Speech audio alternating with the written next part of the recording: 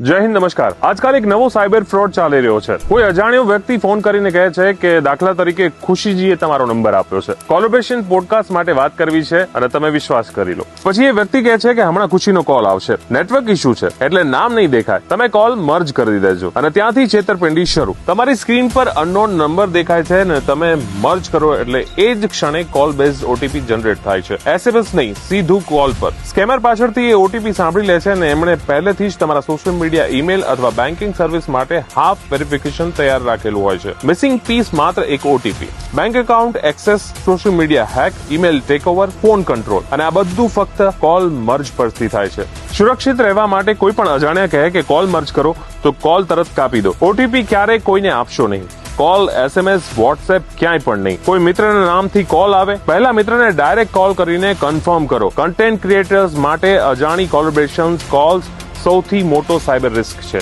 શંકાસ્પદ કિસ્સામાં તરત સંપર્ક કરો। Helpline number 1930। સત્તાવાર વેબસાઇટ cybercrime.gov.in। નાગરિકોની સાયબર સુરક્ષા અમારી પ્રથમ પ્રાથમિકતા છે। જાગૃત રહો, સુરક્ષિત રહો। સાયબર ક્રાઇમની તમામ અપડેટ્સ માટે અત્યારે જ ફોલો કરો અમદાવાદ સાયબર ક્રાઇમના પેજ।